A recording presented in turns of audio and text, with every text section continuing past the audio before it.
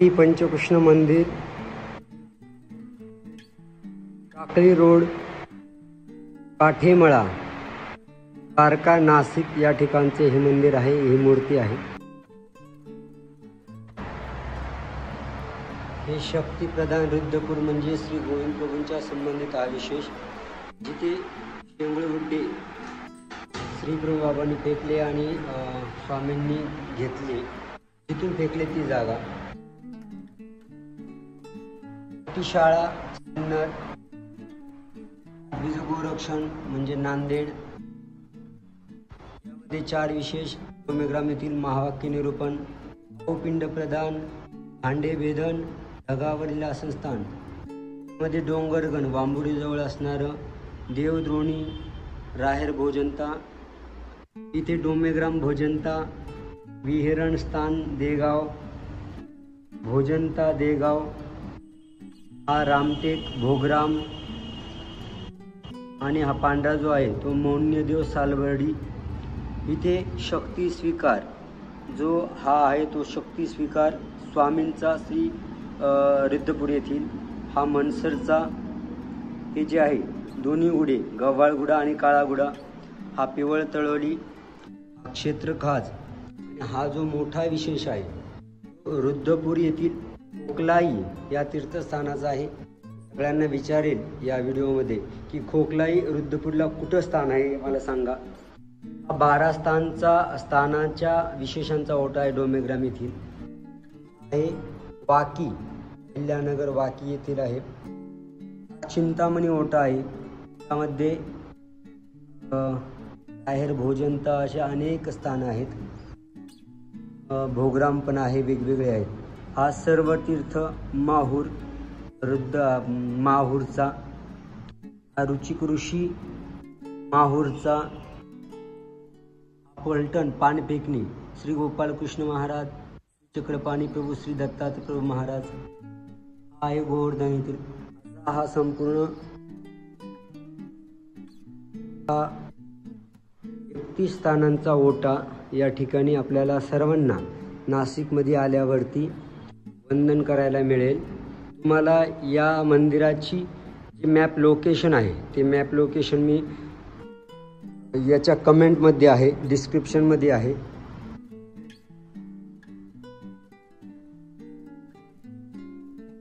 अठ्ठावीस मे रोजी याचं उद्घाटन संपन्न झालेलं आहे। अनेक आचार्यगण, परिसरातील सर्वच भक्त मंडळी या कार्यक्रमाला आवर्जून उपस्थित झालेलं आहे। छान असं मंदिर, ही सर्व सजावट कुठल्याही डेकोरेशनवाल्यांना नाही तर आश्रमातल्या मुलांनी केलेली आहे।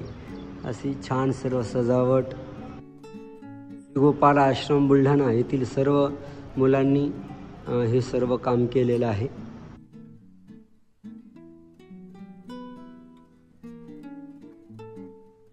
नाशिकमध्ये आलात, नाशिकमधले असाल तर नक्कीच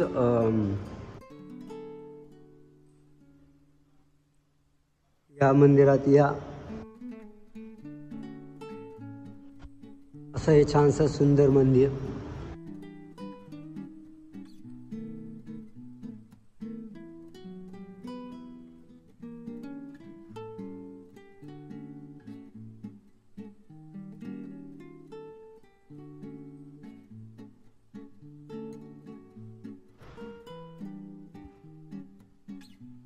सर्व कार्यक्रमाचे आपण संपूर्ण कार्यक्रमाचे डिटेल बघूया, व्हिडिओ बघूया।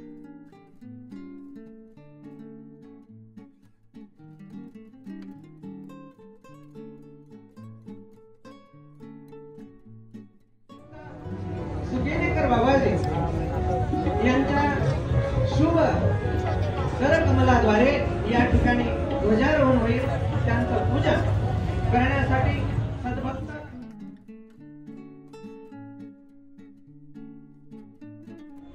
बाबांचं पूजन त्यांच्या शुभ हस्ते ध्वजारोहण होत आहे। त्यांचं पूजन या ठिकाणी वास्तविक सद्भक्त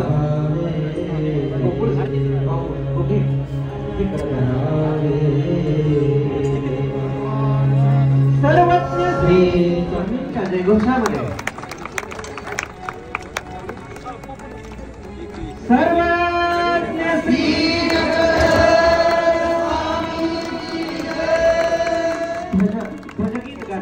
परमपूजनीय आदरणीय राजू दादा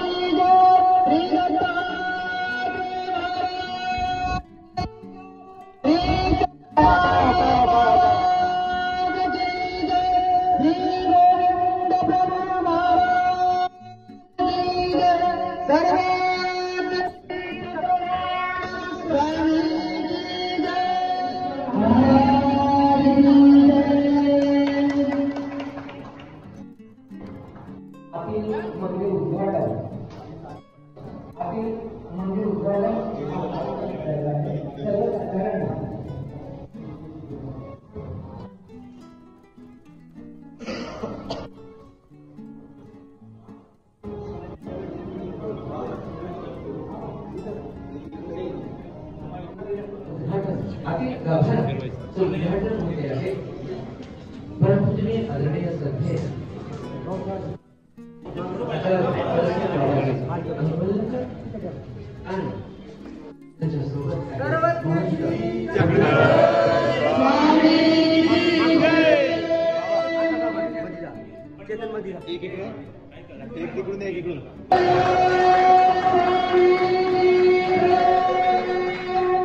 आपल्या सर्वांसाठी पुरा झालेला आहे, परंतु मूर्ती स्थापन अजून बाकी आहे. म्हणून खऱ्या अर्थाने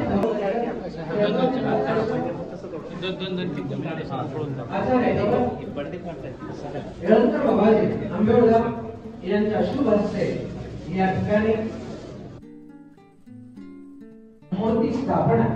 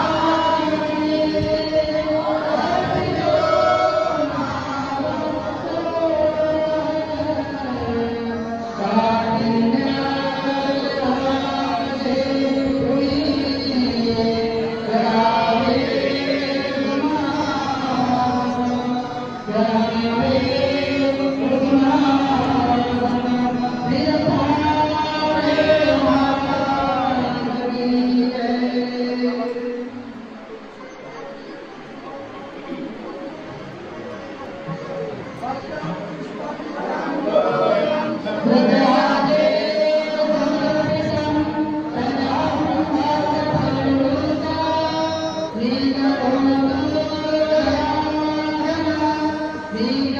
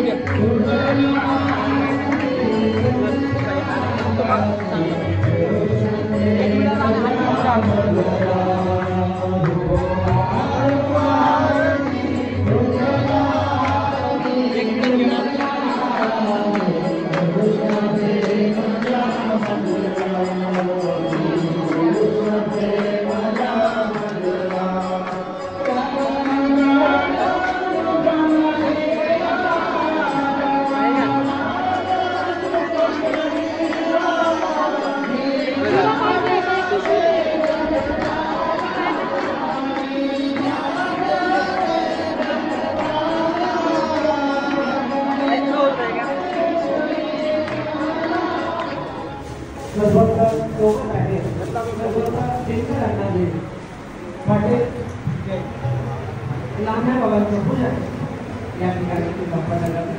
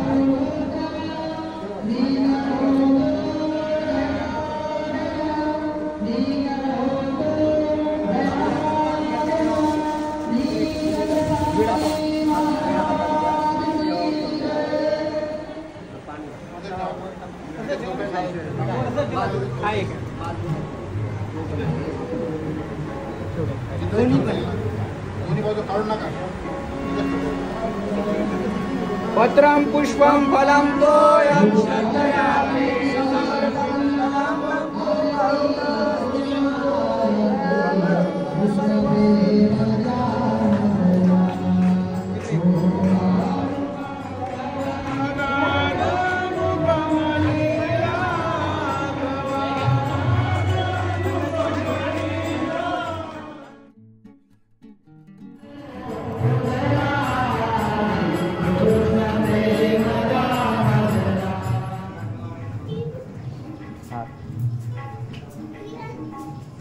सर्वज्ञ श्री चक्रधर स्वामी की जय।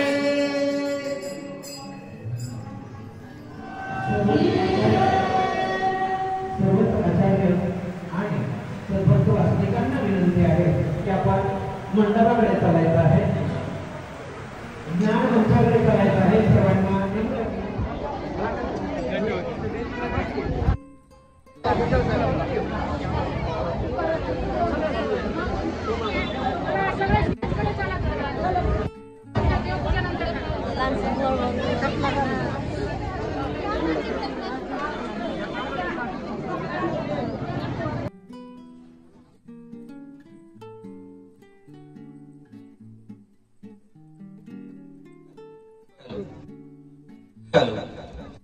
दंडवत प्रणाम. चला, ते अजूनही ते गप्पा मारत उभे आहेत त्या सर्वांना नम्र सूचना, आपण ज्ञान मंचाकडे यायचं आहे. चला, ते इकडे तिकडे गप्पा मारतायत, आपल्याला वेगवेगळ्या जिल्ह्यातून वेगवेगळ्या बाबाजी यांनाही विनंती करतो की आपण ज्ञान मंच बाबावरच बस. मी बोलू तर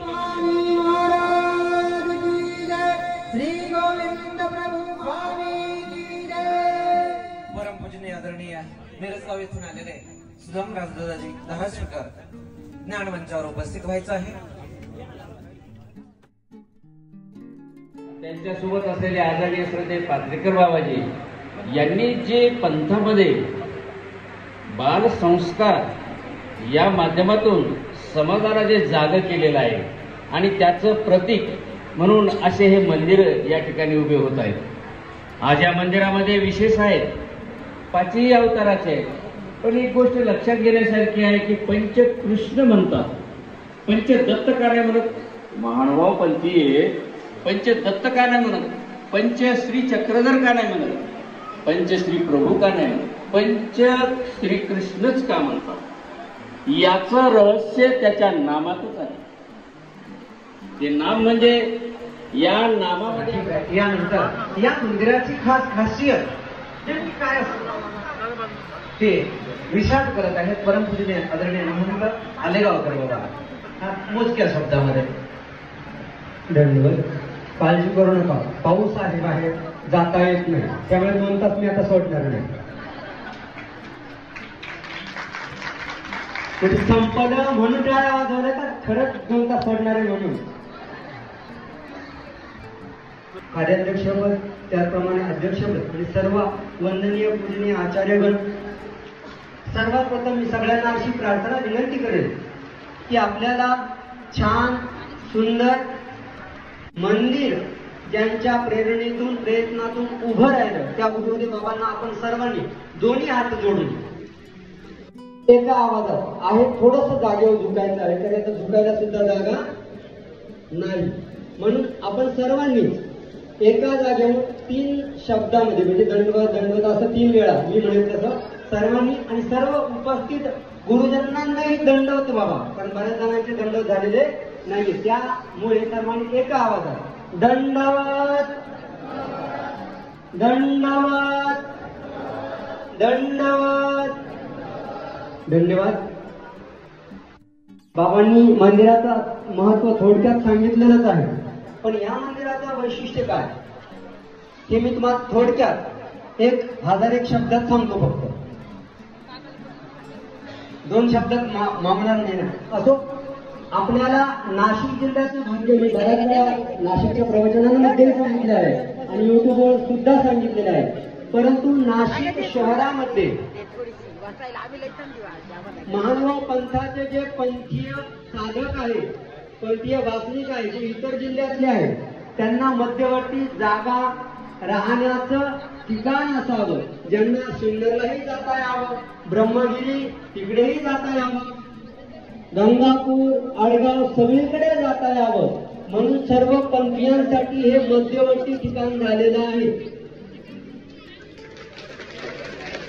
मंदिरं आहेत, गंगापूरलाही सोय आहे, शिन्नरलाही सोय आहे, पण लोकांना नाशिक मध्ये पाहिजे होतं आणि बाबांचा जो परिवार संपूर्ण भारतभर पसरलेला आहे, त्यांना जेव्हा यायचे ती मुक्कामाची सोय, हक्काचं घर अकोला, अमरावती, बुलढाणा, जालना, छत्रपती संभाजीनगर, सातारा सगळ्यांसाठीच झालेले.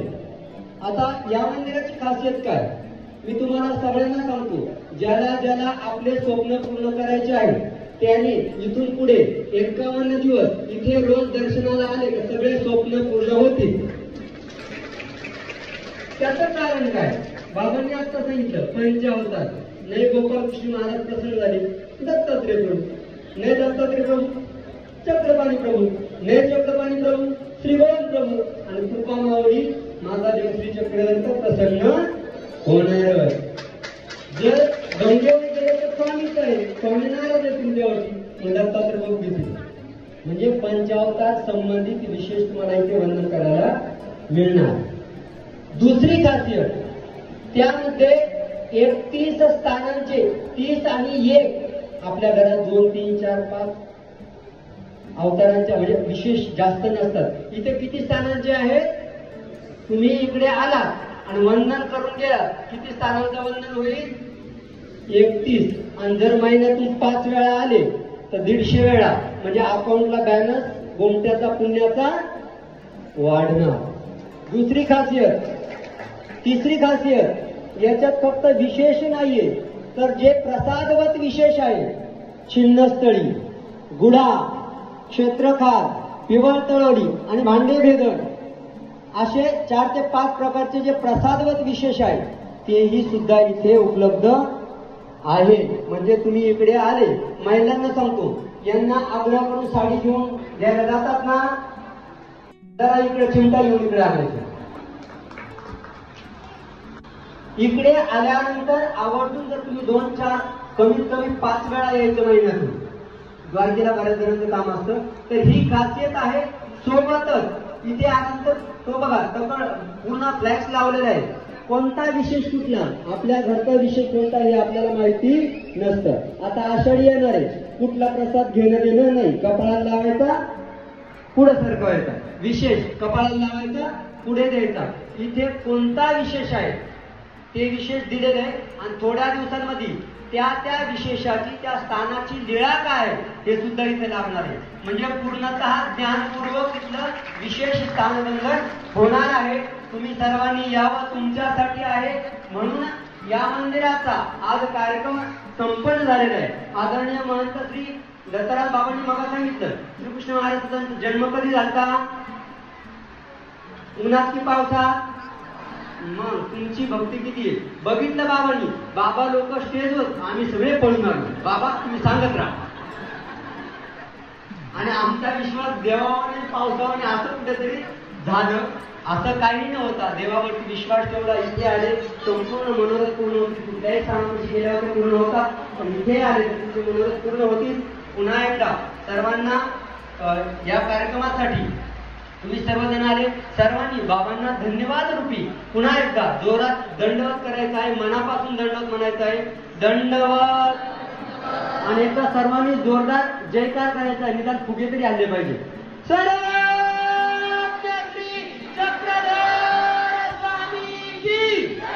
आपला हा परिसर आहे सर्वज्ञ श्री चक्रवर्तीच्या चरणस्पर्शाने पवित्र जवळ पंचवटी आहे, गंगापूर आहे, महास्थान शिवनेर आहे, सुटीन आहे, आडगाव आहे. त्या सगळ्या परिसरात सर्वज्ञ श्री चक्रवर्तीचं भ्रमण झालेलं आहे. त्यांच्या चरणस्पर्शाने पवित्र झालेला हा भाग आहे.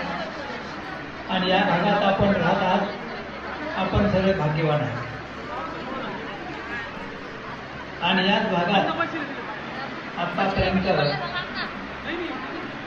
जे तीर्थस्थान आहेत त्या तीर्थस्थानाचा आपण लाभ घेतात. जवळ सुटीन आहे, सुटीन पुष्कळचे धर्मकार्य होत असतात. शिवनेर आहे, गंगापूर आहे, आडगाव आहे, आणि धर्मकार्य होत असतात. त्यांना आपल्याला लाभ मिळत असतो. त्याच्यातच हे मध्यवर्ती ठिकाण जवळ श्री बाळासाहेब काटे त्यांची आई महादायचा आहे, त्यांचं नाव पूर्वी पार्वताई आहे. त्यांनी मनोरथ केला की हिचं मंदिर झालं पाहिजे. या ठिकाणी असं पूर्वीचं परंपरा आहे की मार्गमंदिर या भागात तीर्थ करायला आल्यानंतर या ठिकाणी दत्त मंदिर आहे जवळचं, तिथं उतरतो. हे पर्व मार्ग उतरण्याचं ठिकाण आहे. आणि इथून मग एका भागाचं तीर्थ करतो. आणि त्याच ठिकाणी हे दत्त मंदिर झालेलं आहे, जवळच आहे. आणि हे सुद्धा मंदिर झालेलं आहे. या मंदिरामध्ये नेहमी सत्संग होत राहतील तशी व्यवस्था केलेली आहे. आणि अनेकाच्या अडचणी दूर होत राहतील. परमेश्वर प्रत्येक आता सध्या अलीकडं तानाचं कार्य फार मोठं आहे. धर्मप्रचार तानाजवळ काय दुःख घेऊन येतात लोक. दुःख घेऊन आल्यानंतर त्याचं दुःख झाल्यानंतर ते अनुकूल होतात, उपदेशाला तयार होतात. मग आम्ही उपदेश देतो. म्हणजे तानाचं कार्य सध्या धर्मप्रचाराच्या बाबतीत सुरू आहे. आणि त्या दृष्टीनं आपल्याला वाटतं आम्ही उपदेश दिला पण मनुष्य काहीच करत नाही. हे सगळं परमेश्वराचं कार्य असते. ज्या वेळेला महाभारताचं युद्ध झालं, युद्ध झाल्यानंतर कौरव पांडव आपलं पांडव म्हणू लागले, माझी पांडव मी युद्ध जिंकलं, मी युद्ध जिंकलं. कशाला गेले, कोणी युद्ध जिंकलं. त्यावेळेला श्रीकृष्ण भगवान तेव्हा मी आपण घेतलं तिथं बबरूवन ठेवलं होतं. बबरूवनला श्रीकृष्ण भगवान म्हणाले की युद्ध कुणी जिंकलं सांग. त्यावेळेला श्रीकृष्ण बबरूवन म्हणे युद्ध कुणी जिंकलं नाही. तिथं सगळ्या ठिकाणी श्रीकृष्ण तिथं सुदर्शन चक्र फिरत होतं, त्यांनी युद्ध केलं. तसं हे धर्मप्रचाराचं कार्य कोणतंही कार्य हे परमेश्वर करत असतात. कोणाला तर नियुक्त देतात आणि त्यांचे आपण पाहिजे आहोत.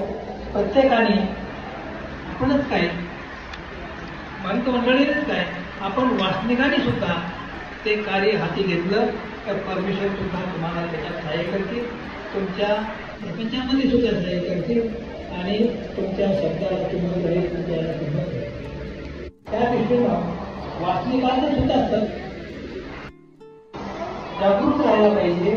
त्याचं ज्ञानाचं कार्य झालं पाहिजे की आपलं धर्म काय आहे, कशासाठी आपण करतो, एकवीस भक्ती का करायची, परमेश्वराचे विशेष काय आहे, विशेषामध्ये काय महत्व आहे, हे सगळं अगदी त्या वाचनिकाला चांगल्या प्रकारे माहीत झालं पाहिजे.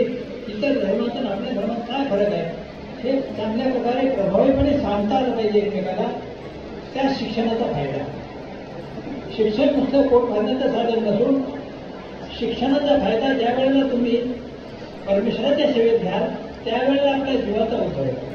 पोट भरायचं म्हणजे शरीराचं पोट भरायचं आणि शरीर तर माती आहे पण शरीर दिलेलं आहे जीवाच्या उद्धारासाठी. शरीर दिलेलं आहे त्याचा जीवाचा उद्धार करण्यासाठी आपण परमेश्वराचं ज्ञानाची प्राप्ती केली पाहिजे आणि परमेश्वराचं स्मरण केलं पाहिजे, बाकीचं विधी घडल्या पाहिजे. ती जागरूकता मंदिराच्या माध्यमातून आपल्या अंतकरणात येते आणि ते अंतकरणात आल्यानंतर आपल्यामध्ये स्वाभिमान निर्माण होतो आणि स्वाभिमानाची आपण माहिती करून घेतो आणि त्याला सांगतो आणि त्याचा आपल्याला निर्माण होतो. आणि त्या दृष्टीनं आपल्या मुलामुलींना सगळ्यांना सुद्धा त्याची जागरूकता झाली पाहिजे म्हणून या मंदिराची स्थापना वेळोवेळी केली आहे. या मंदिरामध्ये जे विशेष आहेत ते विशेष फार महत्वाचे आहे.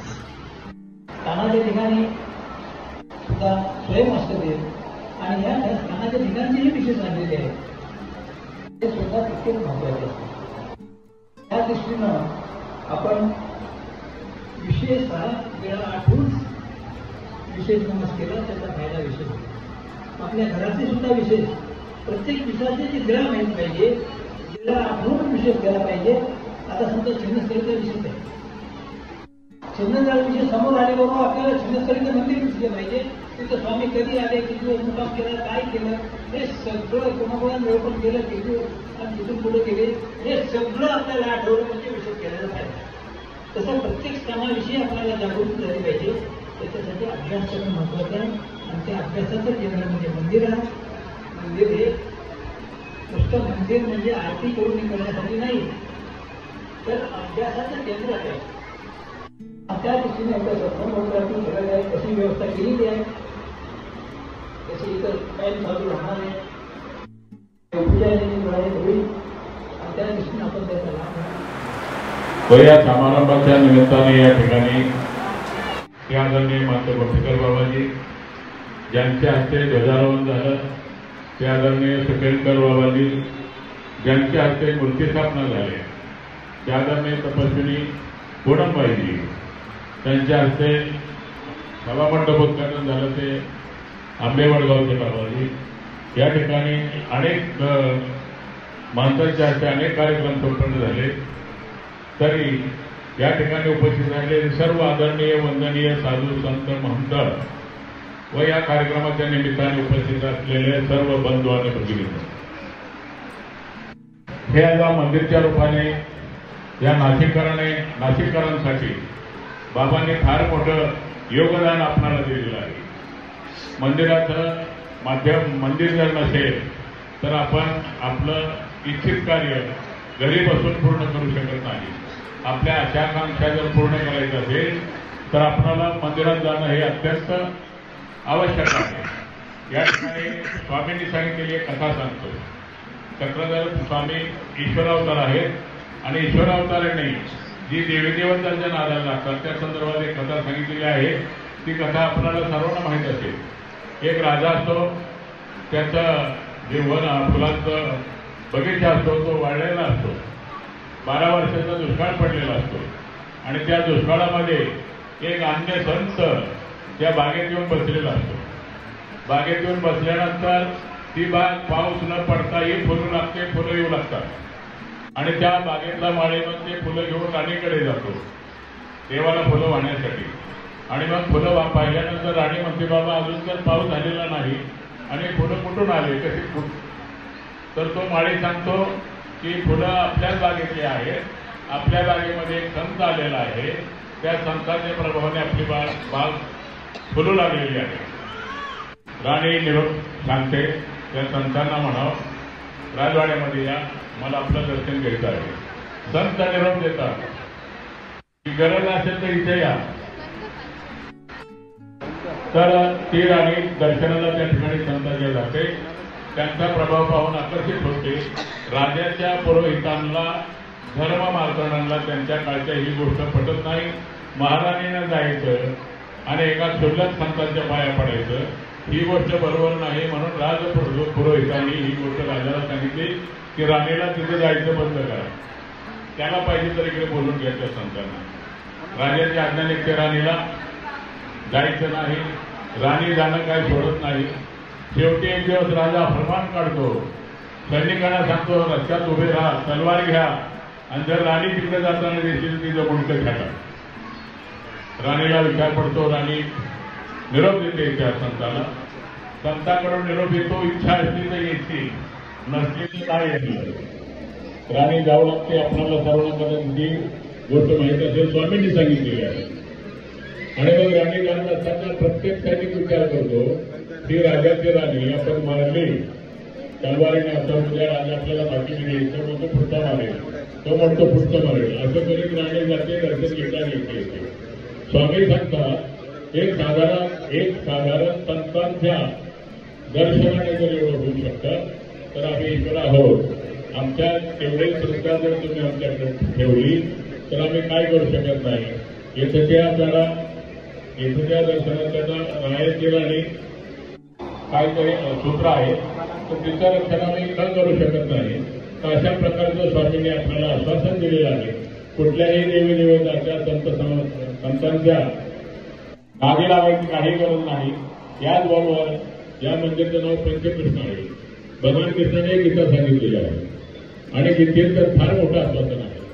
मय्याध्यक्षेन प्रकृती, माझ्या अध्यक्षतेखाली हे जग निर्माण होतं. आणि मग जास्त काय न सांगता धृतराष्ट्र आपण गीता वाचतो, बाबा गीतेचा प्रचार करतात. आपल्यापैकी किती लोक गीता वाचतात हात वर केले तर बरं होईल. फार थोडे हात वर झाले.